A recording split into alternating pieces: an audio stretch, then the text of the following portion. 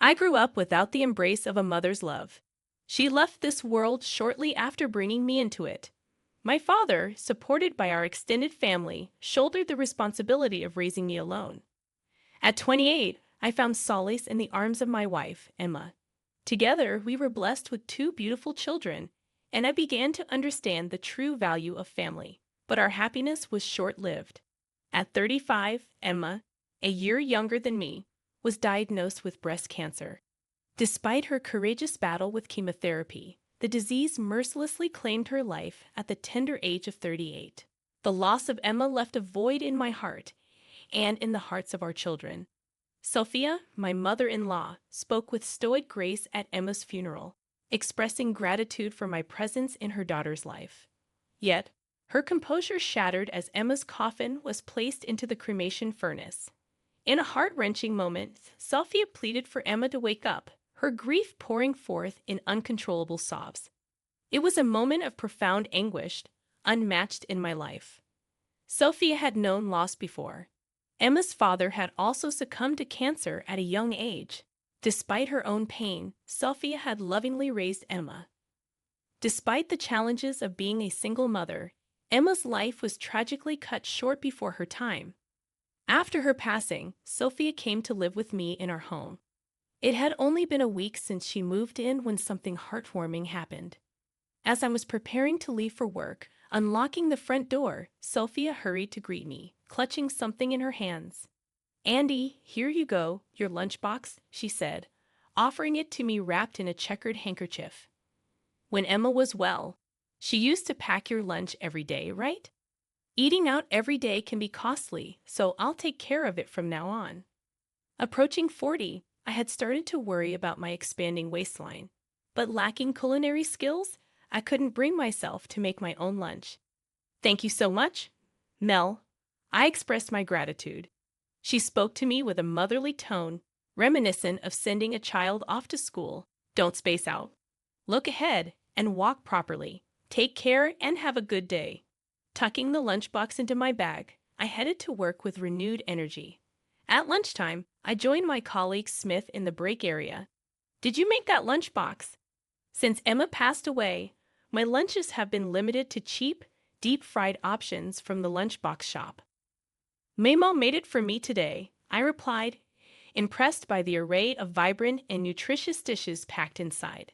Sauteed mushrooms and spinach with ginger soy sauce, simmered pumpkin, and pickled carrots filled the box, meticulously prepared by Sophia.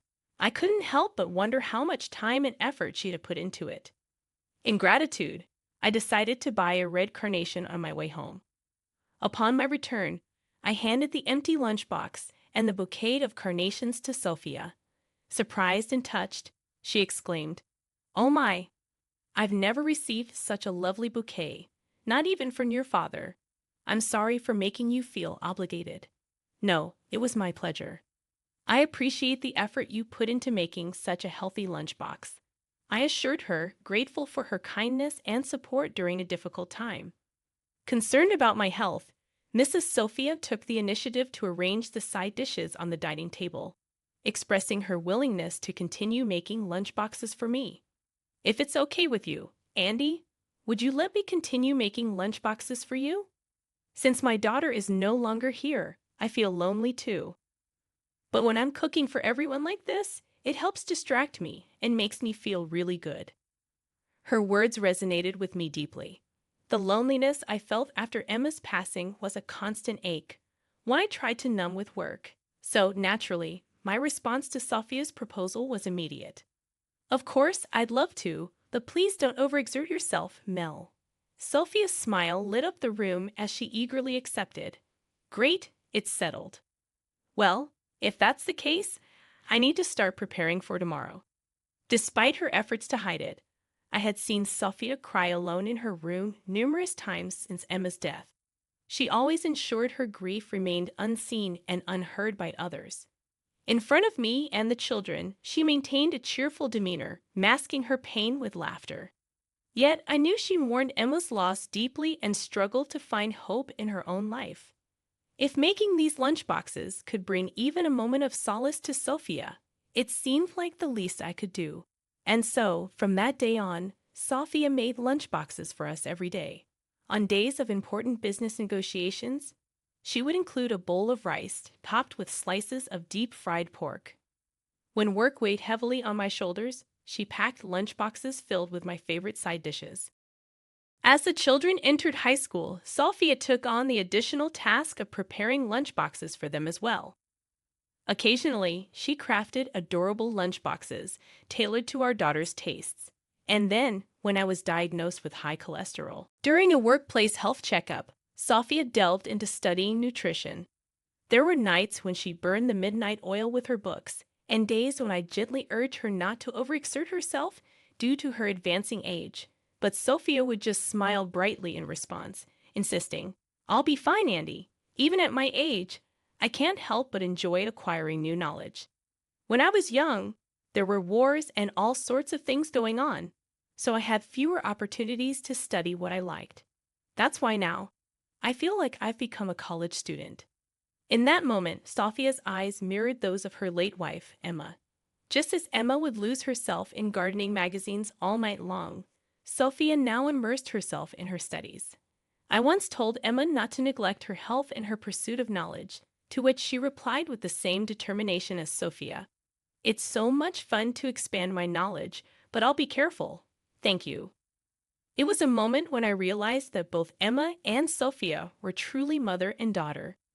Time marched on, and I finally reached the day of retirement. Sophia, at 82 years old, remained remarkably energetic and had never been hospitalized. Despite her age, she continued to make my lunchbox every day, ensuring our meals were well-balanced and healthy. On the morning of my last day of work, I received the usual lunchbox from Sophia and headed out. Since losing my wife, I had poured myself into my work, knowing that Sophia took care of the household and our children impeccably. Her nutritious meals contributed to our family's well-being, and thanks to her, I had no health concerns as I reached 60. As I left the house, I turned to Sophia, who stood at the entrance seeing me off. "Thank you very much, Mel, for making my lunchbox every day until today. Thanks to you, I was able to reach retirement safely." Sophia, her back noticeably hunched, immediately settled into seiza, a formal Japanese sitting position, and bowed deeply, touching the floor with 3 fingers. "Thank you for your hard work throughout your career. Just one more day, give it your best." Carrying my lunchbox as usual, I made my way to work.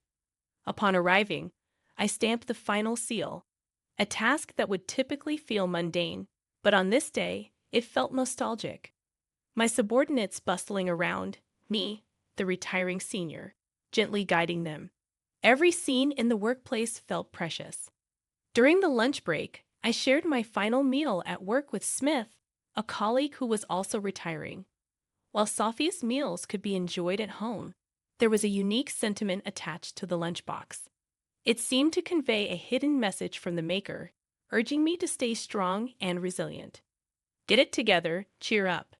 Since you had a drinking party until late last night, let's have a stomach-friendly meal today," Smith joked, recognizing the significance of the occasion. I had looked forward to Sophia's lunchbox every day. No matter how challenging things were at work, eating the lunchbox rejuvenated me. Even when feeling under the weather, properly savoring Sophia's meal helped me push through the afternoon. To Sophia, her daily act of preparing my lunchbox was more than just providing nourishment. It was a gesture of love and support, a silent reminder that I was not alone in facing life's challenges. I was the husband of her daughter, connected not by blood, but by the bonds of marriage. Through Sophia's daily provision of lunchboxes, I experienced a maternal affection that filled a void in my life. In my youth, my grandmother would prepare simple lunchboxes for my school outings, typically consisting of onigiri and rolled omelets. Reflecting on my journey, I carefully unwrapped the lunchbox one day to find a piece of paper atop its contents. It was a letter from Mrs. Sophia, expressing her gratitude. "Andy, thank you for entrusting me with the important task of making lunchboxes. After losing my husband early on, and then my daughter, I struggled daily to find purpose and direction in my life. However, fulfilling this role has brought me immense joy and has sustained me through the darkest times. Even when my daughter was a student, I would wake up early every morning to craft these lunchboxes. However, during that time, I was also balancing a job, leaving me little room to craft elaborate lunchboxes. Nonetheless, I felt a profound sense of achievement in providing nutritious meals for my grown-up son every day. Andy, thank you for allowing me to fulfill the role of a mother once again, Sophia expressed in her letter. As I finished reading her heartfelt words, tears welled up in my eyes. Though Sophia was my stepmother, her love resonated deeply through the lunchboxes she painstakingly prepared. It was because of her efforts that I had safely reached this point in my life. Feeling a reluctance to disturb the sentimentality of the moment, I delicately tucked the letter into my inner pocket and hesitated to lift my chopsticks to eat. However, upon opening the lid of the lunchbox, I was greeted by a simple yet touching message written atop the white rice. Good job. A smile naturally spread across my face, warming my heart. The taste of that final lunchbox was bittersweet, tinged with a hint of saltiness that mirrored the tears in my eyes. On my way home that day, I purchased a bouquet of red carnations and presented it to Sophia alongside the empty lunchbox. With gratitude overflowing, I addressed her as Mom and expressed my heartfelt appreciation for everything she had done. Sophia's initial surprise quickly melted into a gentle, motherly smile, affirming the deep bond that had grown between us.